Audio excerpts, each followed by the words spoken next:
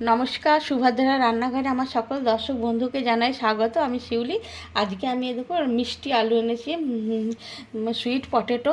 তো রাঙা আলু বা মিষ্টি আলু যাই বলো না কেন, সুইট পটেটো যাই বলো না কেন, তো আমি এগুলো খোসাগুলো ছাড়িয়ে নেব, দিয়ে প্রেসার কুকারে একটু সিটি দিয়ে সিদ্ধ করে নেব। সিদ্ধ করে নিয়ে আমি এই আলু দিয়ে কি বানাবো তোমাদের সাথে আমি শেয়ার করব। তোমরা আমার সাথে থাকো। দেখো আমার আলুগুলো সিদ্ধ হয়ে গেছে, আমি বের করে নিয়েছি।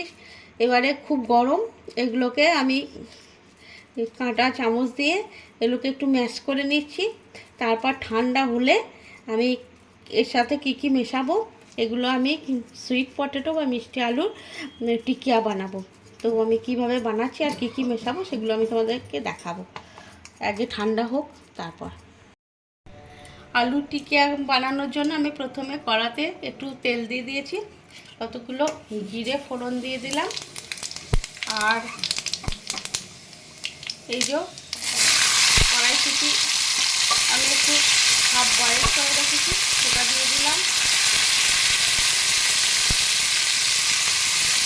একটু চাট মশলা, একটু কসুরি মেথি, একটু গোলমরিচের গুঁড়ো, আর একটু গরম মশলা গুঁড়ো দিয়ে দিলাম, আদা থেতো করে রাখা দিয়ে দিলাম,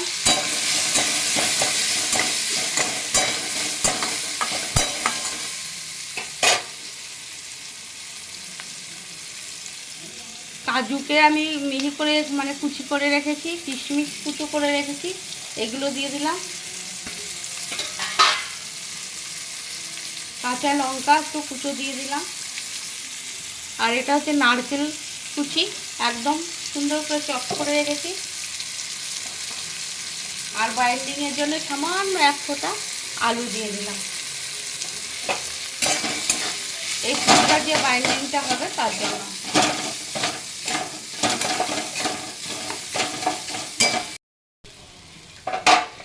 আমি স্বাদ মতো একটু লবণ দিয়ে দিচ্ছি, জাস্ট অল্প 1 পিঞ্চ লবণ, আর একটু সামান্য স্বাদ মতো চিনি দিয়ে আমি এই যে আমার পুরটা রেডি করে নিলাম। টিকিয়া আলু টিকিয়া পুর বানালাম, পুরটা আমার রেডি হয়ে গেছে। এবার আমি এটাকে ঠান্ডা করতে দেব, গ্যাসটা অফ করে। আলুটা ম্যাশ করে রেখেছি হাতে করে, এখানে স্বাদ মতো লবণ দিয়ে দিলাম একটু, আর একটু চাট মশলা দিয়ে দিলাম, একটু গোলমরিচ গুঁড়ো দিয়ে দিলাম, একটু কসুরি মেথি, গরম মশলা গুঁড়ো, আর একটু ধনেপাতা কুচো দিয়ে দিলাম। আর বাইন্ডিংয়ের জন্য এটা হচ্ছে তোমার চালের গুঁড়ো, জাস্ট একটু চালের গুঁড়ো দিলাম। এবার এটাকে আমি সুন্দর করে মেখে নেব। দিয়ে দিচ্ছি, লবণটা আমার একটু কম লাগলো, আর একটু জাস্ট 1 চিমটে চিনি দিয়ে দিলাম, ব্যাস। এবার আমার আলুটা মাখা রেডি হয়ে গেছে। আমি হাতে একটু তেল লাগিয়ে নিলাম। এবারে আমি আলুটাকে গোল করে নিলাম, দিয়ে মধ্যেখানে দেখো বাটির মতো একটা শেপ দিয়ে নেব। তারপর আমি এই পুরটা মধ্যে ভরে দেব।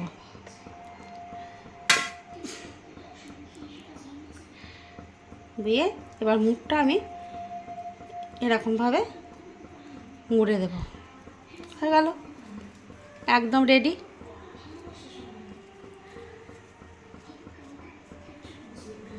ব্যাস, এরকমভাবে আমি টিকিয়াগুলো একটা করে বানিয়ে নেব। প্রথমে এখানে বানিয়ে রাখলাম, এবার বাকিগুলো আমি একটা করে বানিয়ে নিই। দেখো আমি কড়া বসিয়ে দিয়েছি, একদম অল্প করে তেল দিয়েছি। আমি এটা শ্যালো ফ্রাই করব, ডিপ ফ্রাই করব না।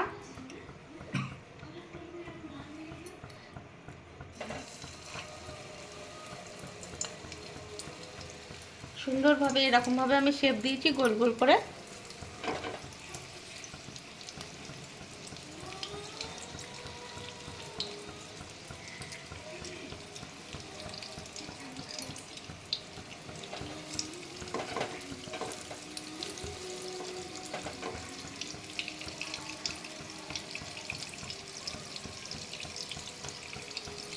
এই 4টে প্রথমে দিয়ে দিলাম, আস্তে আস্তে আমি একটু ভেজে নেব।